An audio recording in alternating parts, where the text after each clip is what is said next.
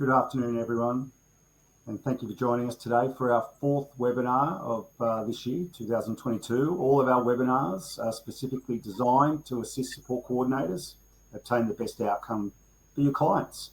I'm Richard Socratous, I'm from BlueCHP, and I'll be your host again today. Just got quite a few people still joining us, so I can see quite a number still coming in there. So I'll just take this opportunity to say the acknowledgement of country.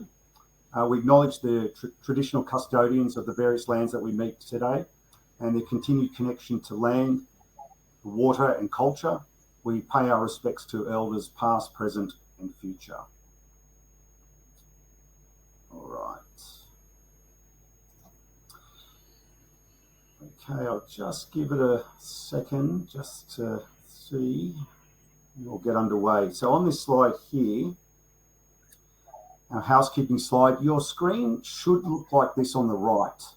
So you should have the chat function open where it says chat, polls and handout across the top. If you can't see that, just click on the two chat bubbles you can see in the red box there. If you click that, it should open.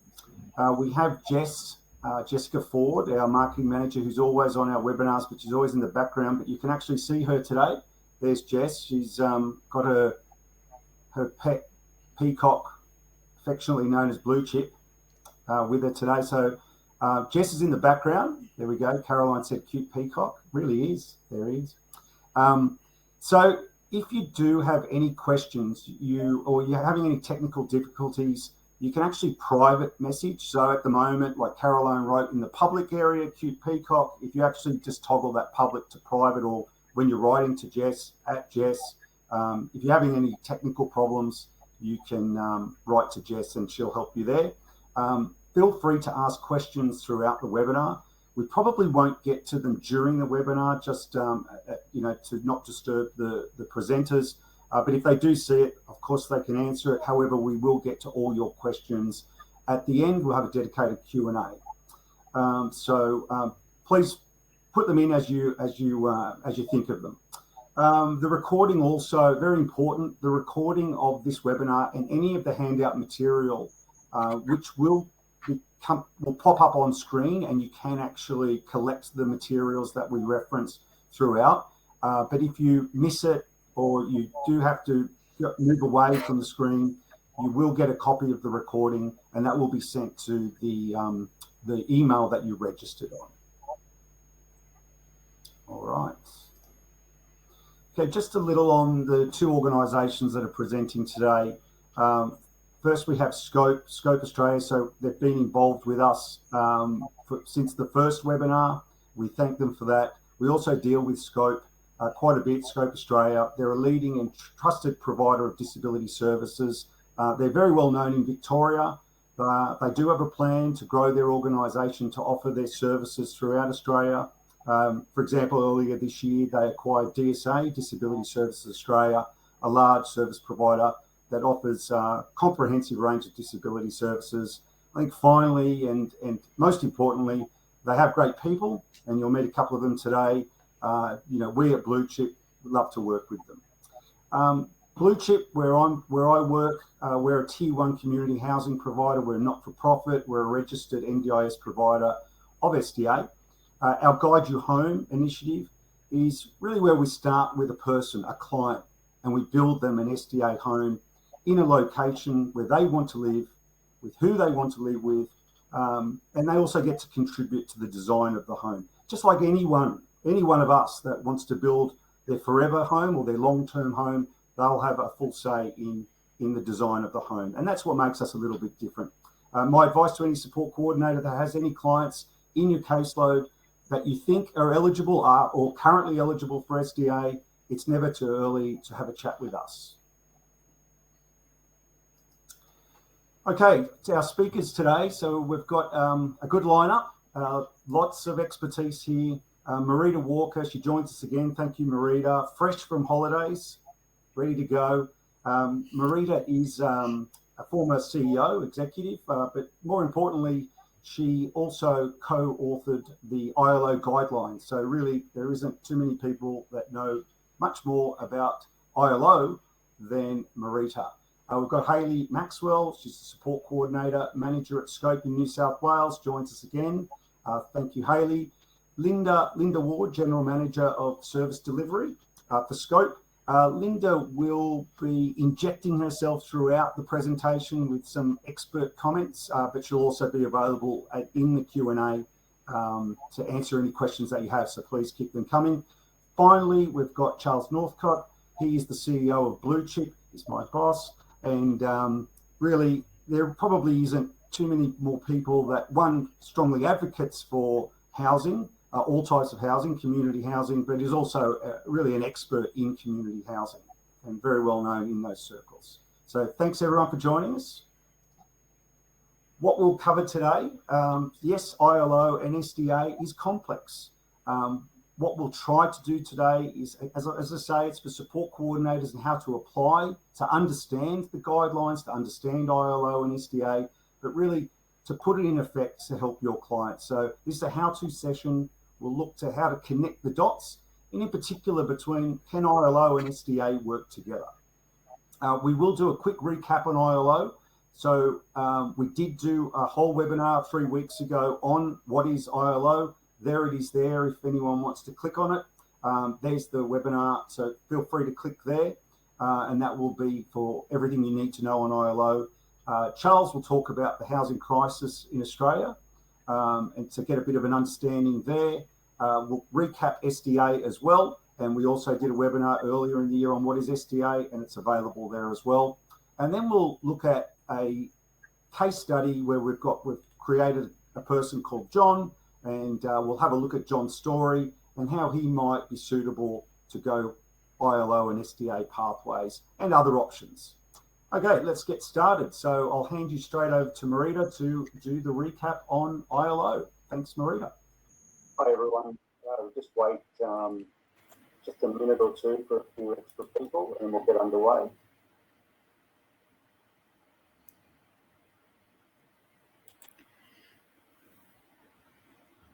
Marita, are you okay? Can you hear us? Yes. Oh, there you go. Okay. So this is the very briefest of introductions. And as Richard said, I strongly recommend that the previous session earlier this month has not more detail. But individualised living options, I emphasise the I is for individualised, is for people who are... Thank you for joining us today for our webinar on what is SDA. I'm Richard Socratous. Oh, I think I've got something else on that I... Yeah, just see if you can switch that off. Sorry. Is that what I sound like? Okay. You got it? So the I is for individualised, and that really summarises everything about it. Is it that it focuses on the individual support needs. It can incorporate formal and informal supports, although it's not mandatory that somebody who's looking for an individualised option has to have informal supports that want to be part of the living arrangement. It is a package, and a package is made up of primary, supplementary and monitoring supports. And that is just one of the key elements of an individualised living option, because it enables there to be flexibility and able to be responsive to the changes that occur in all our living arrangements. And the primary supplementary supports can be adjusted as things change in small ways or in big ways when you have very person-centred monitoring as part of the delivery of the package. Very important, you'll hear this said more than once today, that the ILO is the support for the person in their home. It's separate from the housing, the home and the bricks and mortar itself. And the whole variety of ways in which the supports can be part of the package is that there are alternate ways to pay for supports other than an hour of person-to-person support. ILO is delivered in 2 stages. The first is called Exploration and Design, and there are some recognised funding that can be included in someone's plan for that component. And then that comes up with a design that is then submitted for approval for funding. And then the stage 2 is the delivery of the supports. The likelihood for support coordinators is a consideration of an ILO and involvement in the exploration and design stage.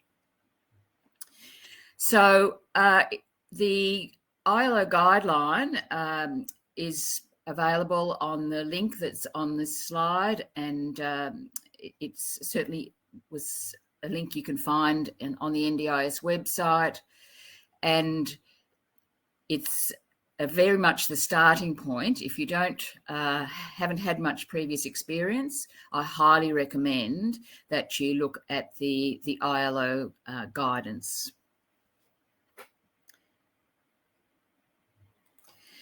So this is just an emphasis on what it isn't, and that's really important when we're considering in this webinar the whole aspect of SDA, because the fundamental separation of housing and support is really important. And so an ILO isn't a group home arrangement where people are grouped together and haven't chosen who they live with. It's not a placement where children, adults are ensured a roof over their heads. It's importantly not a program of rostered care.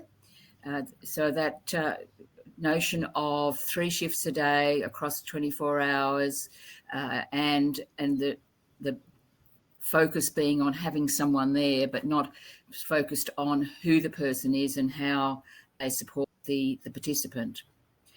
Very important to emphasise that when we're talking about an individualised living option as a line item in the person's plan, it does not include the hours of support that they may need for community participation. That's a separate item. They are often very closely related, and if someone does require some level of supervision over 24 hours, the community participation and the ILO supports need to be absolutely complementary. And so it's just not a standardised solution. So when we talk today about one example, it's really important to be keeping in mind there are as many solutions within an individualised living option as there are people and plans. So there's lots more technical aspects and who does what, but that's the end of our quick recap for today. Over to you, Charles. Thank you, Marita. Good afternoon, everyone. We put this slide in because we all hear about the housing crisis in Australia, but we really wanted to set it some context because most of the people that we're dealing with are impacted by this crisis. And I'm sure most of you all understand the problem of trying to find accommodation, particularly rental accommodation. A lot of our clients are obviously on the disability support pension, and how this impacts. So this slide sort of breaks it down into bite-sized chunks. So if you're talking to someone down the street, they can really helpfully understand the problem. So if we look at the number of Australian households versus the population, so there's nearly 9 million Australian households made up of families, couples and singles. So approximately, if you did the maths, we've got about 25 million people living in Australia. So there's roughly 2.5 people per household, but it moves around a bit, obviously, with families, couples and singles. So what we have here is these are the households that make up where everybody's living. And then we're going to look at what are the incomes, particularly we break income down into what we call quintiles. And the bottom two where people who live on social housing. So basically, these are people who are living having on disability support pensions or other forms of welfare. There's the homeless, roughly 47,000 homeless people. Often said there's 100,000, but some are couch surfing and other forms of overcrowded accommodation. So those numbers move around a bit, but for all intents and purposes, we'll stick with that number. And then there's about nearly 500,000 of people, what we call, who are very low incomes, who would qualify for what we call affordable housing, which means that they would rent in the market but get a rent at 75% or lower than what the market rent is. And those are principally the markets that us as community housing providers serve in terms of the properties that we rent out. We also have, people may know it by Housing Commission, Department of Housing in various states. And I'll talk a bit more about that in a moment. But of those quintiles, the number of people we look at, how many of them are living under stress. Now, the common stress is really if you're paying more than 30% of your income on rent. And as you can see there, there's something like 600,000 households who are under stress right this moment as we look at the statistics. And that's families, it could be couples, it could be individuals. And I've done some projections here from the work that's been done as research. I've got to say the housing crisis is not getting any better, it's getting worse. And in 2036, that's projected to be well over 1 million sort of households in stress. We then step down and look at, well, what's the gap in terms of housing? And I know this is of interest to all of us because we all know there's not enough housing. So if you look at the current social housing, there's about 371,000 social homes across Australia and about 30,000 affordable homes. And if you look at the gap, that gap now is somewhere around about 651,000 households. So if you did the maths, that's most probably about 1.5 to 1.8 million people who are living, cannot find suitable accommodation. And that's a lot of our clients in this particular area. We take it forward to 2036, it's not getting any better. We're looking at something like over 1 million households. That could be between 2 and 3 million Australians who are going to be living in housing stress.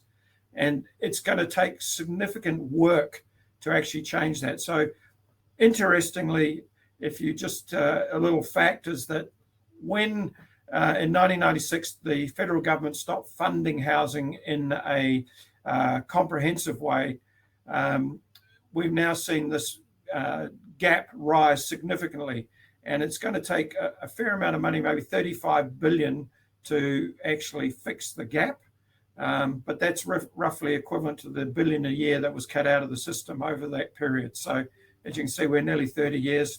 It all adds up. And I'll hand over to Hayley, I think is next on the next bit. Hayley. Beautiful, thank you. Okay, so Charles has summed up the housing crisis in Australia, and we thought it was really important at the start of this webinar to address the elephant in the room. Okay, so ILO has a clear separation of housing and support. Current research done by AFA suggested that housing itself is the biggest barrier that people are experiencing when trying to live independently and getting ILO up and running.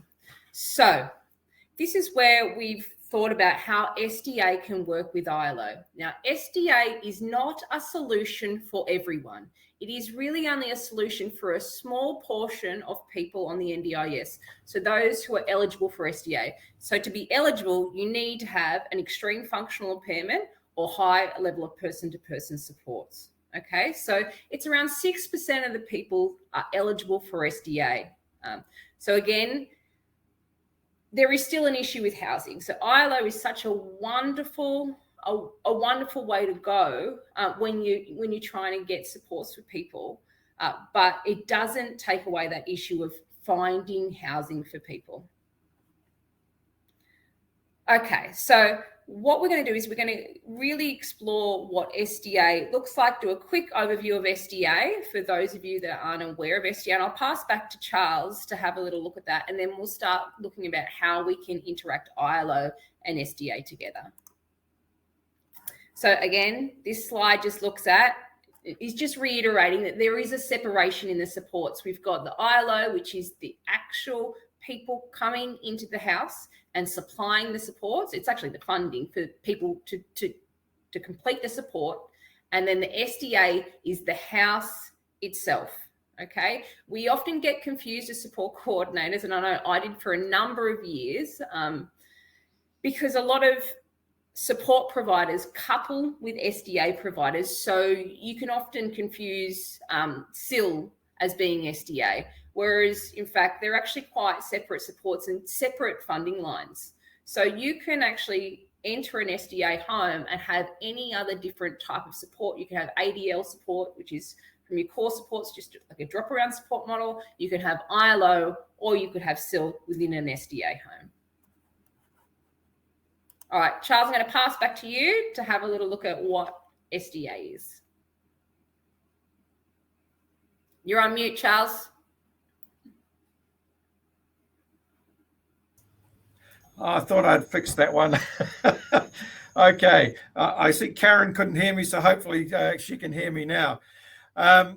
So bricks and mortar, that's really what SDA is about. So SDA is about the actual house. It's a specialized set of housing that is built for people needing accessible housing.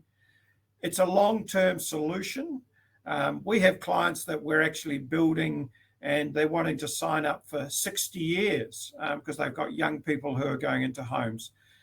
It comes in as part of the funding plan. As Hayley said, it's very different from the support payments that are made.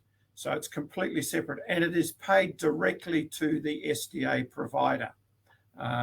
Participants, obviously between 18 and 65, enter into SDA housing. It continues on beyond 65, provided you've entered into the NDIS earlier than that. So that's SDA in a very simple nutshell. We'll go through it in a bit more detail on the categories, but I will get to the next slide. So the categories are improved livability and robust. So these are really for people with intellectual,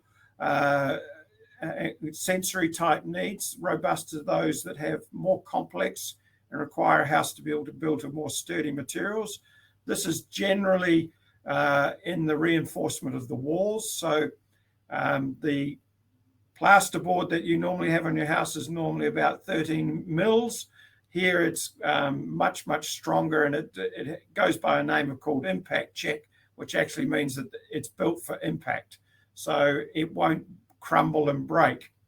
We then have the other categories, which then basically are fully accessible, residents for physical disabilities, and then we move to those with higher levels of disability and the high physical support, where the roofs of the home are reinforced to provide hoists, bathrooms are bigger, and the house is generally a very much larger house in terms of the size and the footprint that it does on the land. So these categories are designed for obviously different levels of disability. What we found is that often people will be at a certain level, and as they age, they may need to move to a higher level of disability. And that, for us, is most probably one of the challenging parts, is that we need to be managing people's life journey as we go through. So for us, we're building a number of different homes so that people can actually travel on a journey through their life. But we hope as they age that they can pretty much stay in their home for the rest of their life. I think Richard calls it their forever home, and that's most probably how we see it in terms of our business going forward. So one of the great things about learning about ILO is how does it all fit? And listening to my colleagues here, I think this is a great slide, and we were only discussing it yesterday. So I'm going to go from my right on the slide to the left. So what doesn't work? A group home. And the reason why is because ILO is not designed for that. As we move further to the left, it's not really houses, but it's more as we shift into the villa, duplex, townhouse, or maybe apartment style living for people. And that's what it's been designed for, to give more flexibility for individuals to make their own choices about their care, rather than from what I call the older style, a larger home, which was generally more managed by a support independent living provider. And I'll now pass over to, I'm going to see, Hayley again. Excellent. So Charles, I might just come back to this. Yeah, I just sure. want to give some explanation around why each one of these different building types are not appropriate for ILO. So ILO is an individualized design. So it's driven by the person. So it is not around what the provider needs to make it work financially. It's not around anything else other than sitting down, getting to know the person, getting to know what they want and need, and then coming up with a model or some wraparound supports that actually cover what the person is wanting.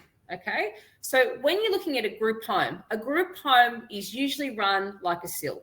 So it is around coordinating multiple different people, and often SIL people need to fit into a certain structure of support. So a group home is not going to be the right fit for an ILO. When we look at a house, there may be the odd occasion where you can get 2 or 3 people to match up, but it's very, very unlikely. They will need to have a lot of things fit. So an example of it, when a house may work, it might be, well, you've met a customer, you've got to know them, and they really wanted to move in with a friend who also has SDA, the same category, and they've both decided to move out together, and they've ended up both with ILO packages and SDA, and they both want to live in the same place, you know. So there's all these variables that need to match up for it to work in a home. Whereas when you're looking at apartments and villas, you know, you can have 1 or 2 people living in there. And sometimes even in those, you can have non-SDA people living in with someone with SDA as well. So ILO is definitely a better fit for your apartment models and your villa duplex townhouse models. All right. Okay, so this is not something that is happening across the sector. This is very, very new. So you're going to be coming across a lot of challenges. Even when we were coming up with the content for this webinar, we couldn't draw on real examples because there's not a lot of real examples currently in the system. So ILO is very new. I mean, WA's been doing ILO for quite a long time, but it's quite new for New South Wales and Victoria and some of the other states. So organisations are slowly coming on board, and with that, we're still in the pioneering mode of this. So we're still trying to work out what we can and what we can't do and what some of the challenges are. And us as support coordinators, we are the driving force for this. So we need to be really understanding what we can make work for our customers and trying to put that forward to people so we can get people, you know, their dream home and the supports that are suitable for them. Okie dokie. All right. So we're looking at the search for housing. So the search for housing may look a little different to when you're doing your search for housing for, say, SIL. Okay. So an ILO starts with the individual. So generally, they have really specific wants about where they want to live, how they want to live, all of those sorts of things, which make up the ILO package. So when you're searching for housing, it's often better to go directly to the source than to go onto these Go Nest and Housing Hubs and SDA. I mean, they're all good tools to use, but realistically, if you talk directly with the SDA providers, it is probably a better way to go when you're looking at ILO, because a lot of these housing hubs and all, they're still vacancies that you're looking for. They're looking up. So you're looking up and you're looking at, often there's still providers that are advertised, still vacancies in SDA homes that they've partnered with the SDA provider.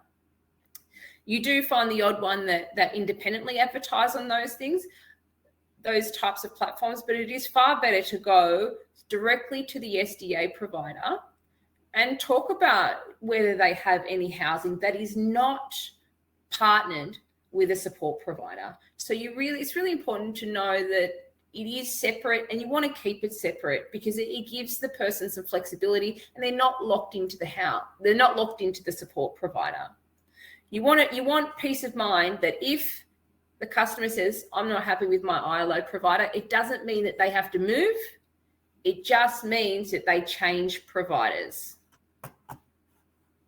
Okie dokie, let's go. All right, so what we're going to do today is I'm going to go over a bit of a case study. This is not a real person, so we're not breaching any confidentiality. This is all just a made up situation. So I want us to picture that we are going to someone's home for the very first time to meet John. So we've just signed up a new support coordination customer, and we're going out to have an initial meeting with John. During this meeting, we find that he's 38 and he's living with muscular dystrophy and anxiety. He lives at home with his parents. So let's say his parents in their late 70s and they live in Penrith. His home will become unsuitable for his needs. And he's ready to move out. So we know that John is ready to move out of the home. And he's told us that during the meeting. He's saying, I'm ready to move out. I'm ready to become independent. So John's on a disability pension and uses a wheelchair. At this point, he can self-transfer, but he has noticed some muscle wastage around his arms, and he's finding it harder to do that transferring. So he needs a lot of physical and prompting support for his personal care and activities of daily living, and receives around 7 hours of support in home a day. Now, not all of that 7 hours is directly with support work. Some of that is done by mum and dad as well. So cognitively, John presents really well. So you're sitting down, you're having really good discussion with him. He really can talk to what he wants and tell you about his life. But it's reported that he often has trouble remembering instructions, which can put him in vulnerable situations at times. And it has triggered his anxiety in the past. He likes to be around people that make him feel safe, like we all do, and his anxiety is triggered when meeting new people.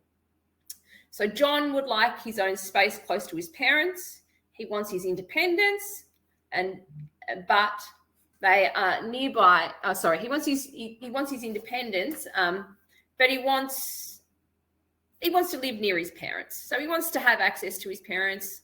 He's lived in Penrith his entire life, and he's really integrated in the community. So it's important to John and his family that he remains as part of the community.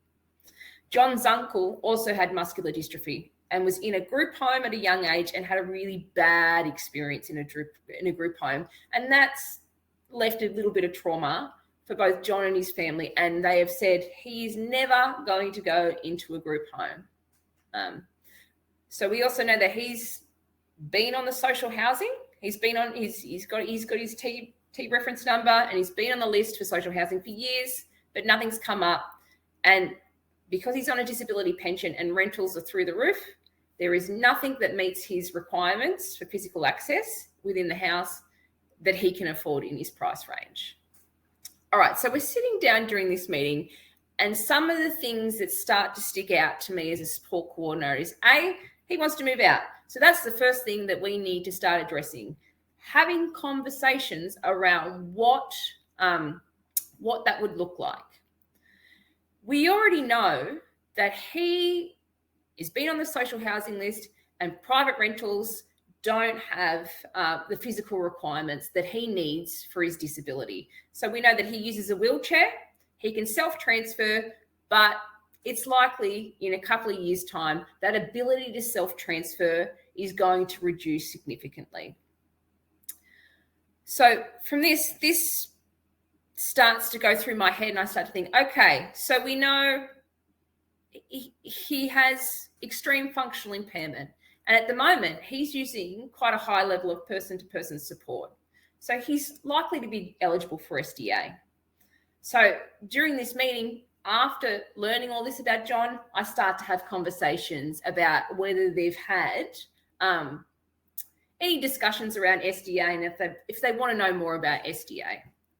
Because we know that he is at a stop with housing. He's social housing and rental out of the way. So this is a really good example of when we stop trying to beat a dead horse, is that the expression? And we start trying new things. An SDA application in this circumstance is wonderful, as long as John's on board. Remember, John is steering the ship here. We are just facilitating what John wants. Okay, we know he doesn't want a group home, so still's out of the question. And from what the information that we're given as well, still mightn't be the best thing for him as well, considering cognitively he's quite up there. He can still do a lot of things for himself. So a more flexible model of support is probably a better option. So this is where we would start to talk about ILO or even core supports as being an option for him. All right, so this would be the journey that I would take after meeting John for that first time. So I talk with him, I would book another meeting with him and really try to meet out what makes a good life to John. What does he want? So we already know he wants to live in Penrith. He wants to live with his near his family. He wants to be connected to the community. So all that information we're starting to meet out. And then I would complete the supporting evidence form, home and living. Okay, so that used to be called the home and living request form. It has now been changed to it's home and living supported evidence form. I would then really educate the family around what ILO is. So a lot of families don't understand or know what ILO is. So I would really talk to them around what ILO is and what they could get from that. And if they decided to move forward, we would put that in, ask for ILO exploration and design in the plan, and develop a housing goal for John. That needs to go to a delegate for approval. So when you're getting exploration and design put into the plan, so that sits in a customer's core supports, and that is the stage one is really around designing the ILO with the customer. So it's about working out what John's support structure will look like. After we've done that, we would find the appropriate ILO exploration design provider to deliver that support. Then we would look at the SDA. I mean, you can really look at the SDA anywhere in this process because we know that a house is going to be part of moving out. So it's never too early to start an SDA application. SDA applications can take months and months. I've seen them take up to 18 months to get approved. Please don't wait to the last minute to get that SDA application in. Get it in early because then you know what you're working with. Okay, so once you've got it in, you're looking for local SDA providers and you can start conversations within about what's available in John's community, all the different opportunities. We do have a webinar. One of the webinars that we've done previously is it goes through step-by-step guides on how you do an SDA application. So if you want more information on how to complete an SDA application, you can refer back to that SDA, and it will tell you about who's eligible, those types of things, and different tools that you can use. Okay, so let's say we've designed it. He's got an SDA application in. We're doing an SDA application for high physical support for John. Okay, so we know that at this point he can transfer, but it's looking like, so generally a fully accessible you do for people that need better access, so they may use a wheelchair. You go to high physical support when they need extra support like ceiling hoists and things to help transfer, all of those types of extra assistive technology within the house. For this, because it's likely that in a few years' time, and this will be his forever home, he is going to need help with transferring and all that extra support. So we would make an application for high physical support to start with the evidence that to show that he's had muscle wastage and it's degenerative. and is likely to need high physical support. Okay, then we would find an ILO stage 2 provider to deliver the supports. Again, that would sit, that has to go to a delegate for approval. So it's not always a very quick turnaround. So make sure all of the stuff that you're doing has plenty of time. Probably not a good thing to do. SDA and ILO is probably not a great solution to an emergency situation. It requires more planning. All right, so this is John's journey. If all the things lined up and we've got ILO and we got SDA, high physical support, and I should mention that we were going for, I was putting in for an individual SDA as well, so high physical support individual. So all the stars aligned. NDIS, for some reason, decided to play ball with us here, which we all know that does not always happen. This is what John's life could look like with an ILO and an SDA.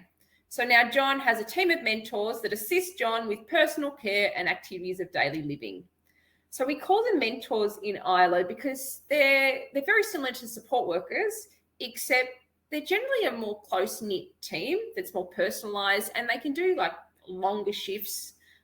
So they're slightly different, but very, very similar to someone coming in to do drop-around supports.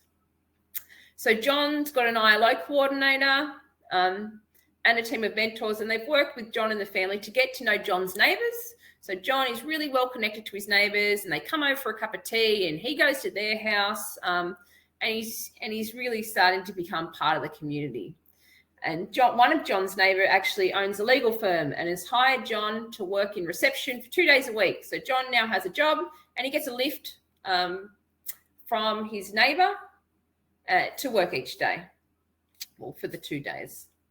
And John has his parents over every Sunday for dinner, and his team of mentors plan out the menu. This is John's favourite thing to do, and shop and cook the meal from scratch. And John now also has got a little kitten that likes to keep him company, and it really does reduce his anxiety. So John's life is looking pretty good.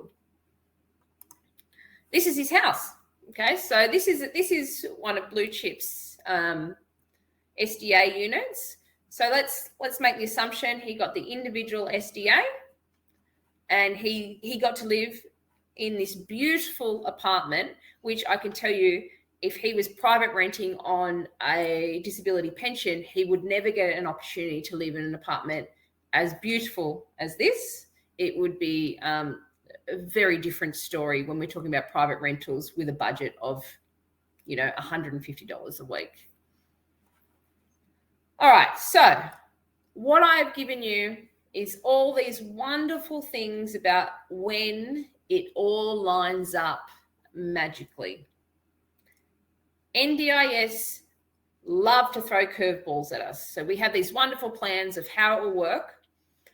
So what we've also looked at is how we can problem solve, because as you know, as support coordinators, the majority of our work is problem solving. Okay, so how can we problem solve and pivot to get John the same or a similar outcome with different types of funding? Okay, so for the previous example, we got high physical support individual, and he got himself a nice individual apartment. We are finding that NDIS is often rejecting individual SDA funding and coming back with, say, a 3 share. So in this assumption, in this scenario, John didn't get the funding. NDIS rejected our 1-to-1 and came back to a 1-to-3 ratio. How could we make this work so John can have his own accommodation and have an ILO still? All right, so this is where we've got other solutions, and this is why I say talk to the SDA provider, because the SDA provider can come up with other solutions that match the funding but still give us the same outcome. So this is an example of a home that has been split. So it would still be a 1 to 3 or a 1 to 4, actually, in this house, depending if one of these is an OLA. Here, a group home is being run by a separate SIL provider. I can't stress the difference.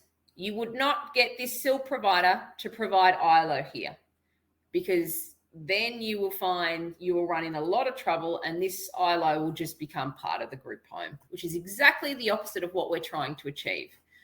So this one's running as a SIL home. This one is John's individual apartment. So we've got another bedroom in there because this is for a non-SDA bedroom. So a lot of them is this person that lives here doesn't need to have SDA funding. In fact, they don't need to have NDIS. They can come and just pay rent as per normal. So John can have a friend moving with him. John can have a co-resident. So where in the ILO arrangement, NDIS will subsidise this person's rent to live here and be a companion for John. So for this, it has its own private entry. It's all connected under one roof. So we still can make it work with the current funding, but it's not technically an individual home because it all sits under one roof. So that is where we need to be creative and problem solve when NDIS throw us curveballs, because I can tell you this will be full of curveballs. All right, so the next one. What if John doesn't get ILO? So we put exploration and design in. We get the application for exploration and design and it's rejected. And they said, we want him to just use core supports. Let's try a drop-around model. That's okay. What we're starting to see now is a lot of people are calling them individualized arrangements. So it's different from individualized living options because it comes from a different funding body. So it just comes from the core supports, where you can use your core supports flexibly to create the same sort of support within John's home. I would probably recommend, in order to do an individualized arrangement, you'd be self-managing or plan managing, so you get a little bit more flexibility, because a lot of these big providers, when you cornered into the big providers, they have like all sorts of agreements that they've got to meet with their workers. That means they can't work this or they can't work certain hours. So if you plan manage, it gives you more options.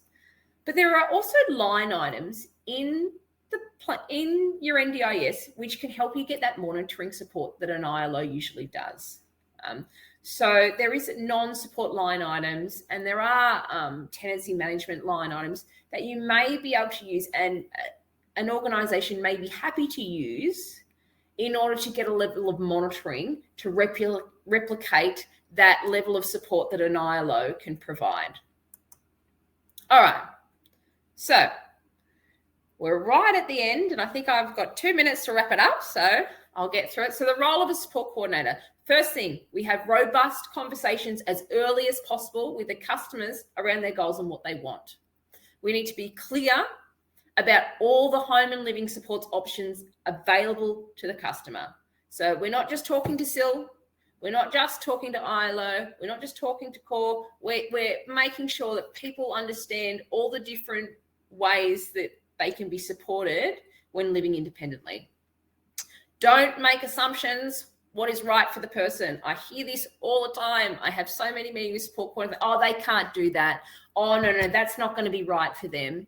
It's not up to you. You have no decision-making authority at all. It is up to the person. Let them be in the driving seat of their own life, okay? So don't make assumptions. You need to be having conversations. Assess eligibility for SDA for a lot of people.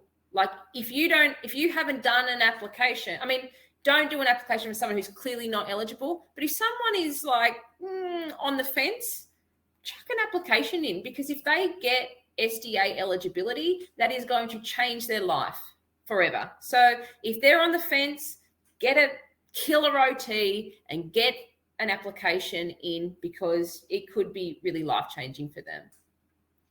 Start all home and living applications with that supporting evidence form, okay? So NDIS for a long time used to say, oh, well, this is just recommended. It's not recommended. It's compulsory now. You need to do this form. And that is even when you're asking for core supports within the person's home now. It's even for home modifications now. So any supports within the home, you start with that supporting evidence.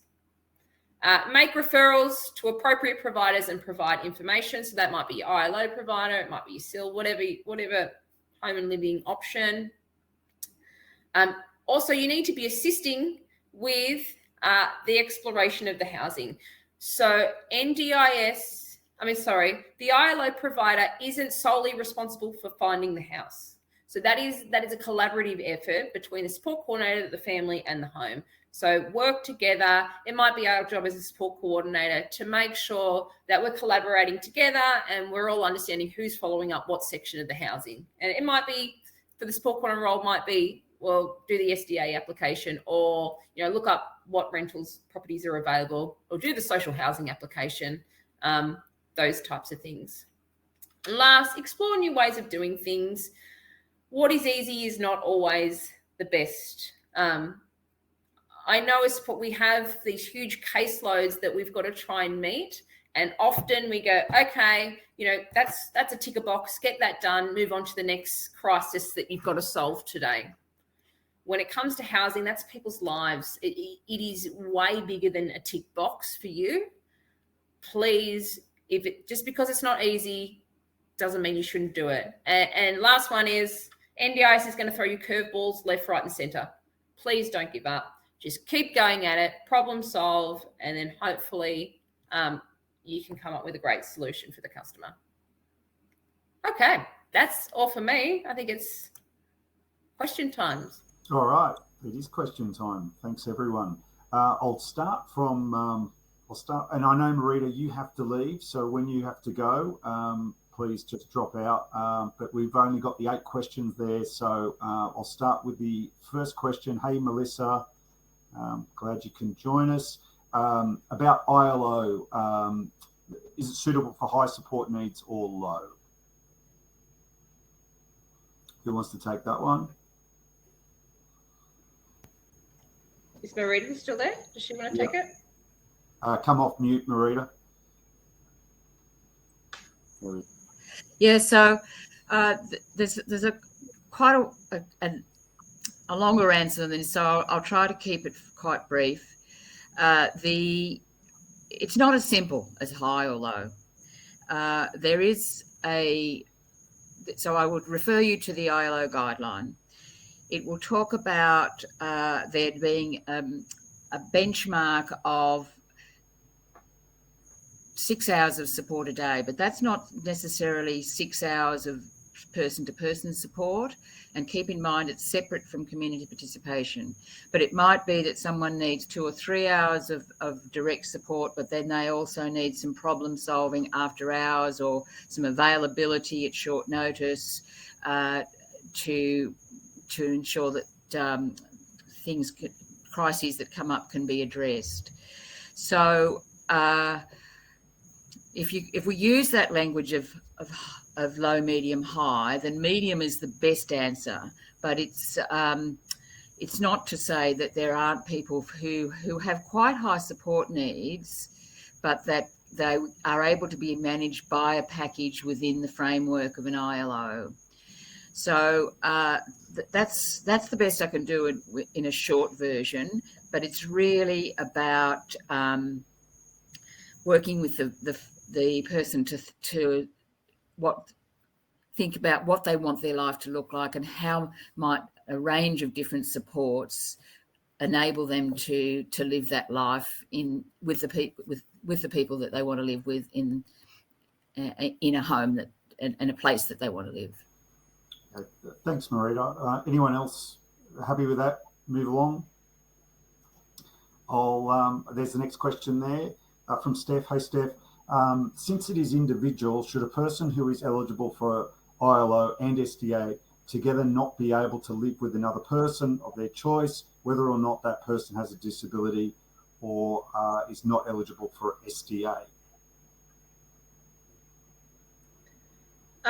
They can live. So it's saying that if they're eligible for ILO and SDA, it's the person's choice. And that's the whole point of ILO. It's facilitating the person's choice. So if they want to live with someone else, they're quite within their rights to live with someone else.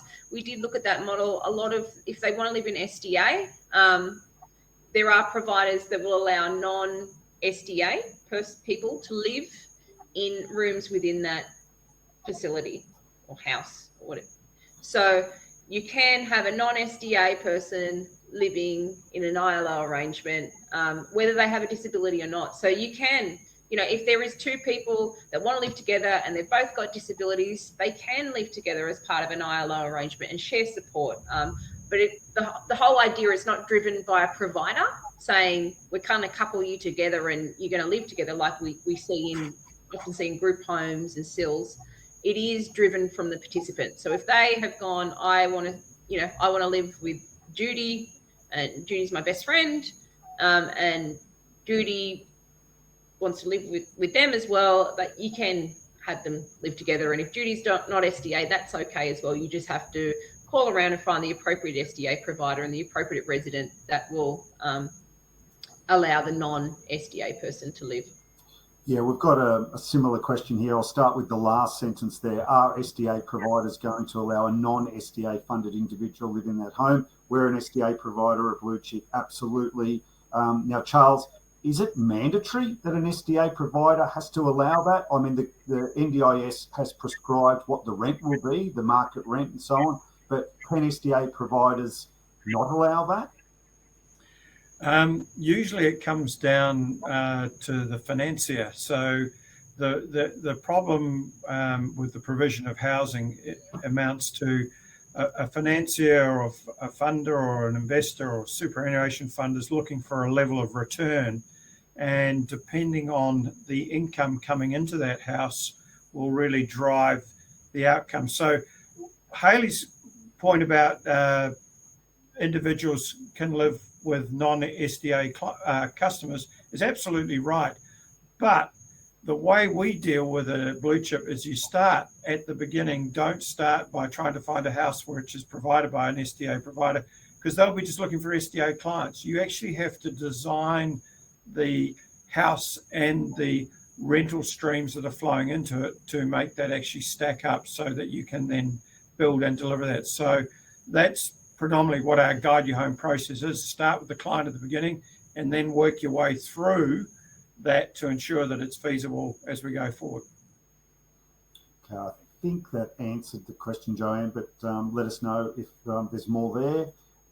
Here's the next question from Steph. The ILO Explore and Design will be done separately to the SDA application. Yes, that's correct. It would not be on the ILO provider to support that. That responsibility would remain there. So the Hayley, you want to take it? Linda, you want to take it?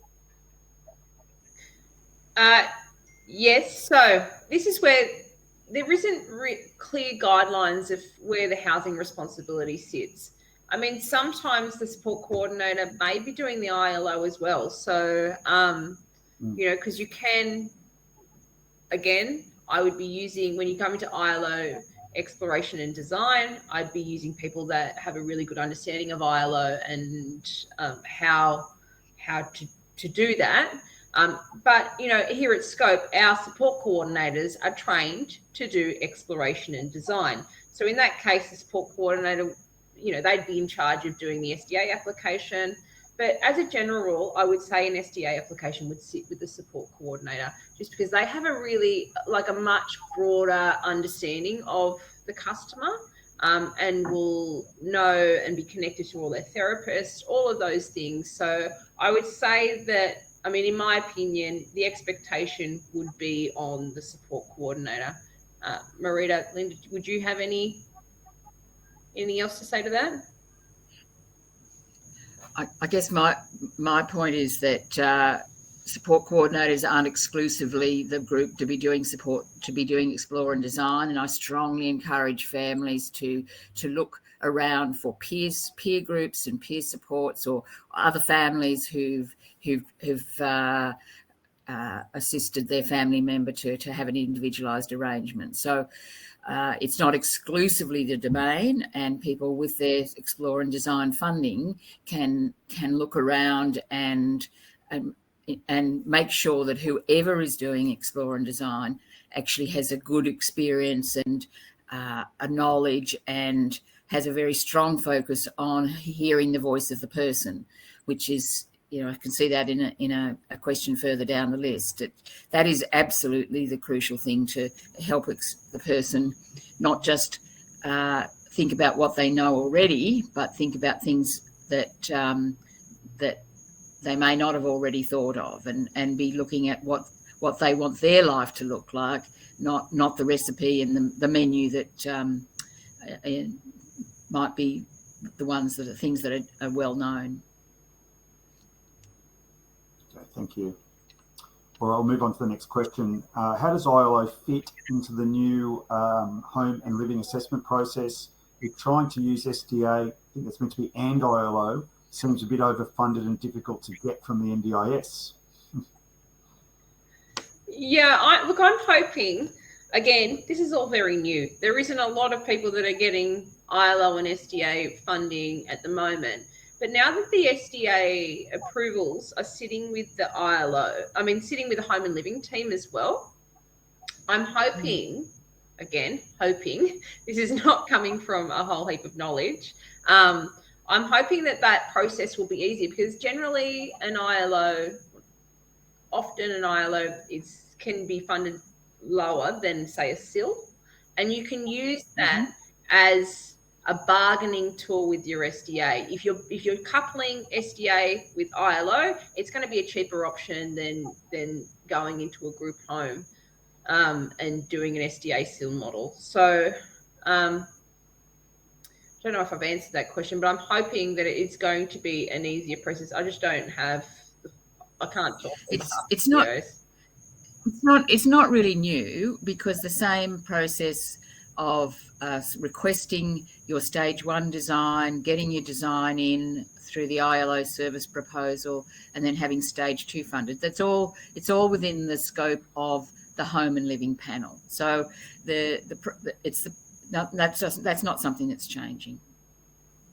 Okay, great. The next one I can't put up on the screen. We got from Alva a question which had like multiple choice responses. Thanks for that. And Marita answered it, but I'll read it out. If someone recently got approved for SIL SDA improved livability back in November last year, but has decided now they want to explore ILO. Sorry about that. Just jumped. They want to explore ILO and live on their own with supports, or a housemate, a non-NDIS participant. What is the best thing they should do? And there was options there, and I think you said 1, explore using existing funds and then submit application for ILO Explore and Design 100 days before the plan end date. Submit change of situation or request for review. I think that was the one where you said explore using existing funds. Marita? I think that's a good opportunity to say you don't have to wait for getting the ILO Explore and Design funding, because you can use funds flexibly from core, or you can use your support coordination funding that's current, that if that's available, so that Explore and Design funding is not a big lot of money. It's something that can occur and might need to occur over a longer period of time. I said in the previous webinar, it's at least 6 months and can be at years in a more complex arrangement, and where people's needs have more complexity. So it depends a bit. That was my short answer, because that's what I would. That would be generally the situation. If you had something that it was a 2-year plan and coming up to the next review wasn't a year and 9 months away, then you might go down the request a change of circumstance. Great, thank you. Linda, there might be one for you. Do the same restrictions for group homes, re-compliance for COVID, etc., apply to a participant in an ILO?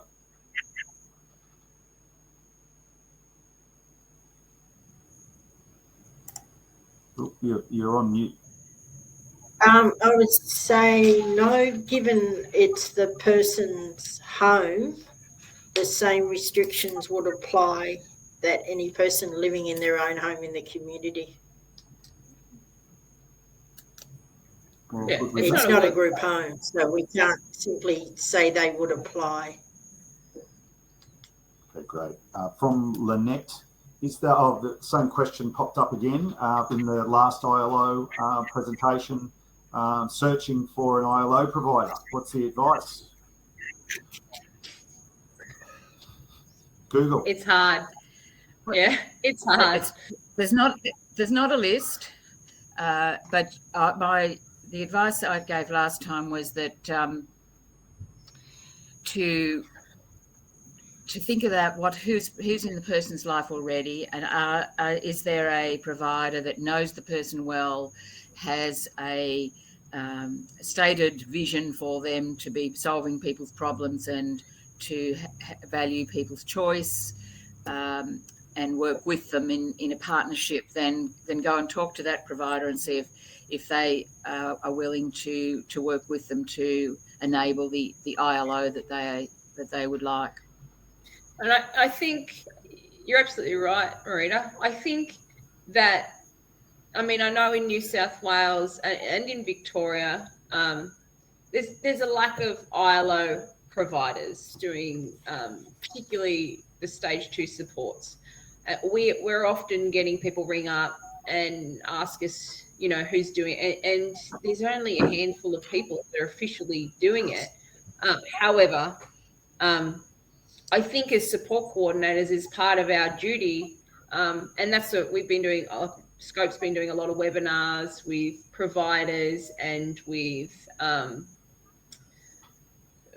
allied health professionals to get them up to date on ILO, so they know that it is an option, and it is something that we should be seeing more of. You know, like people seem to want to go back to SIL all the time. You know, when it's too hard and we don't know about it, so we deviate back to SIL.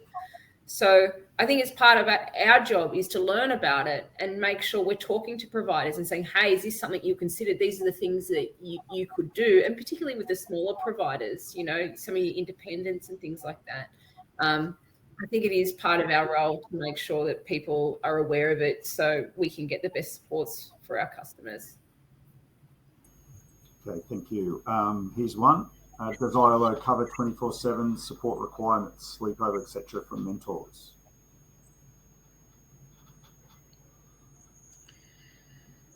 Well, it's not necessarily, possibly the answer is, and the funding bands won't enable a one-to-one. It won't be affordable within the current costing levels for a 24-hour awake shift, for example. That just won't fit, and it'll be pretty hard, and it won't fit if you're doing standardised SHAD award payments for a sleepover. That won't fit either. So the whole point of an ILO is that support requirements need to be thought about in ways that are different to person support worker shifts. So there are many examples in Western Australia for people who live with an arrangement that's an ILO that have 24/7 support requirements, but they are not their design won't be for shift cover. I think a good example of that is when you have someone move in, isn't it, Marie, where you can have someone, and they might not necessarily be doing a high level of support, but if the support overnight is just having someone there, it might be you have a housemate. You know, so there's ways to get around those support requirements. That's right. So, yeah, and in much more natural living arrangements. Thank you. This one's a more tricky general one from Steph. Is there any tips to ensure is the person's voice that is heard and he's not getting drowned out by concerned family, etc. How do you deal with that? Maybe Hayley. I think this is so tricky, and it's not only family, it's providers. I mean, the amount of times we've had behaviour support specialists saying they've got to do this and they've got to have this, and allied health. This is a tricky one, and I know it's good. We have a whole range of tools that are person-centred that we sit down with the person themselves, but it is a bit of a skill. I mean, it's a skill that you have to have as a support coordinator in general, isn't it? With every type of support that we set up, particularly when they're conflicting with what the person wants, conflicts with what the family wants. My advice is know who has legal guardianship as well. Often there's very vocal families who have no legal rights around what the person wants, So understand those things as well, but it is around redirecting and gentle conversations and, taking it back to providing.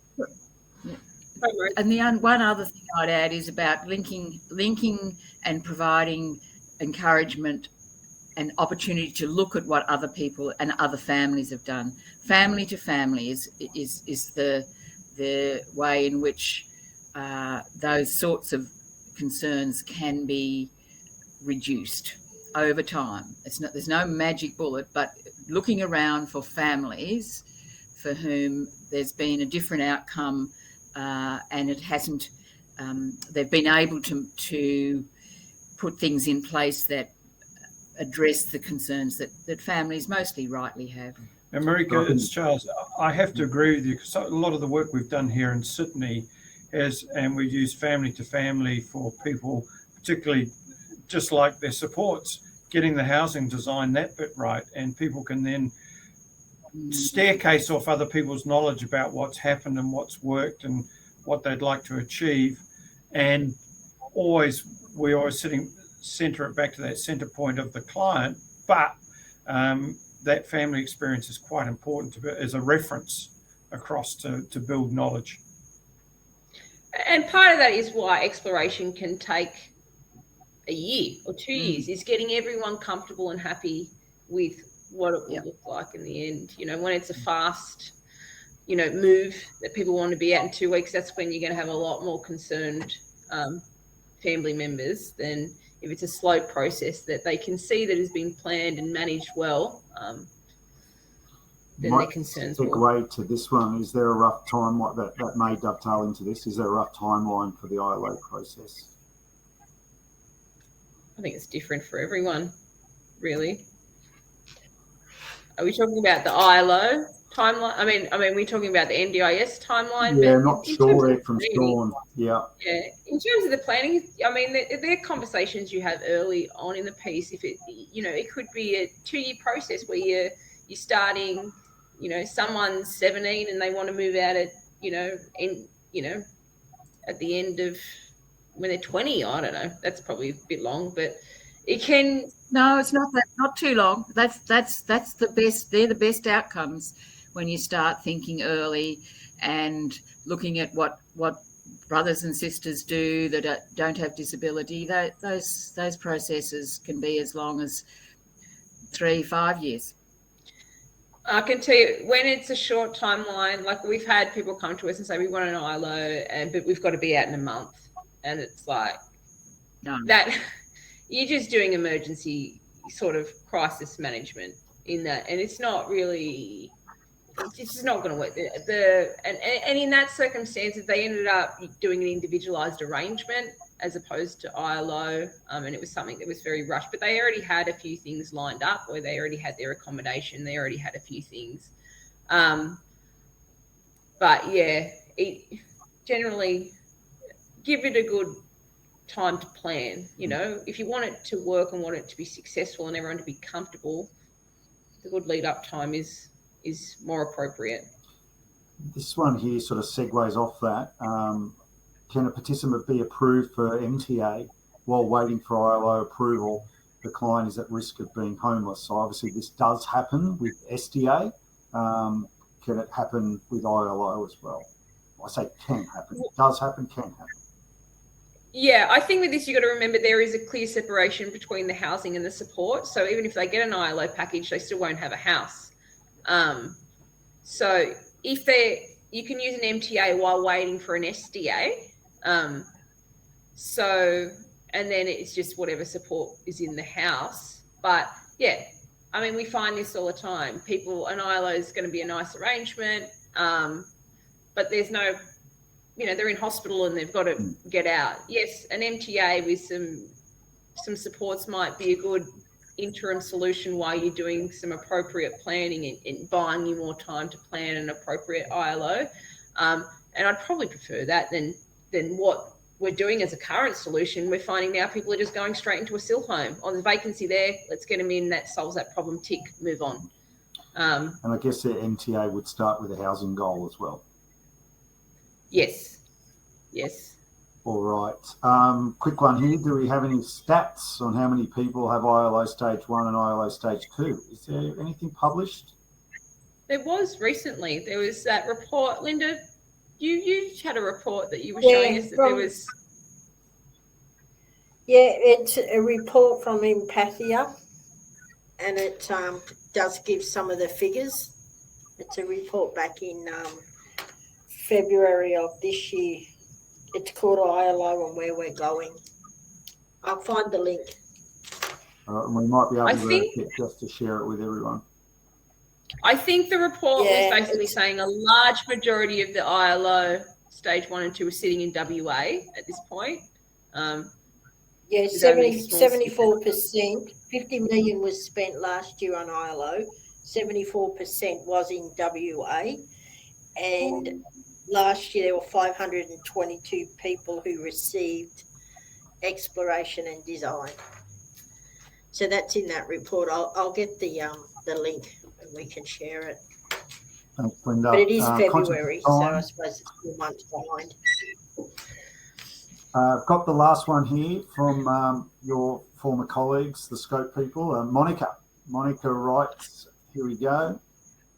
If a participant has used existing core budget for ILO exploration, would that create a problem for the NDIS? Will NDIS fund Stage 2 supports for ILO without Stage 1 ILO funding?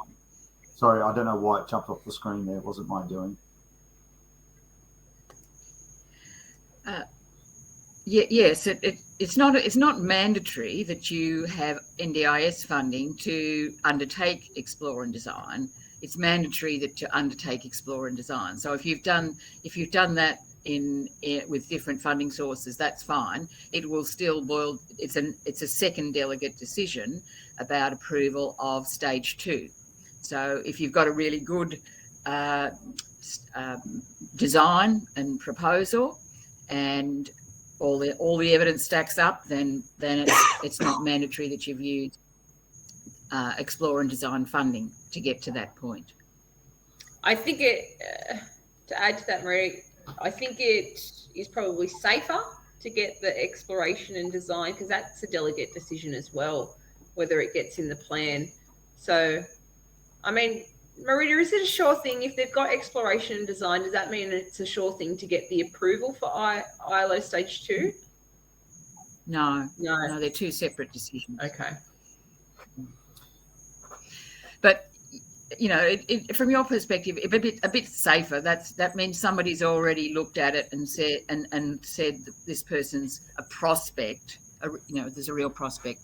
It doesn't for ILO Stage 2 funding be approved, but it's not automatic. At the same time, it's important to say that doing Explore and Design doesn't mean you automatically end up deciding that there's an ILO design that will work for you. And this might just be a good sort of finishing point, is that the ILO, as it's described currently as a product, doesn't mean that it's the only way that individualised arrangements can be done, and that just recently there is some would we fund that examples about people for whom living alone is an appropriate model of support, but that isn't exclusively for an ILO.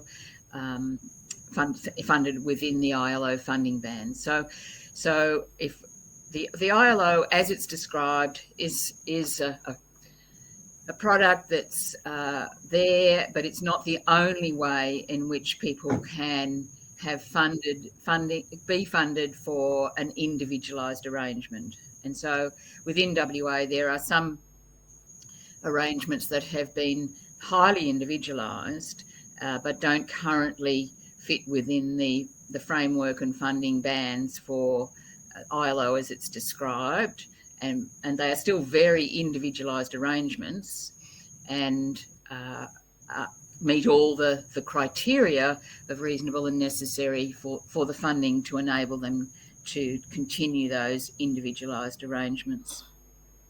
Steph has just asked a question. Here you go. This will be our last one. I know people have to leave. Is there bargaining room on the explore and design? Should the design get knocked back and not proceed to stage 2, can you alter it with the participant?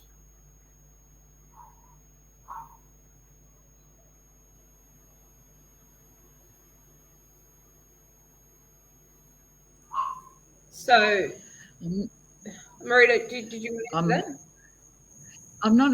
I'm reading it again to see if I actually understand the question.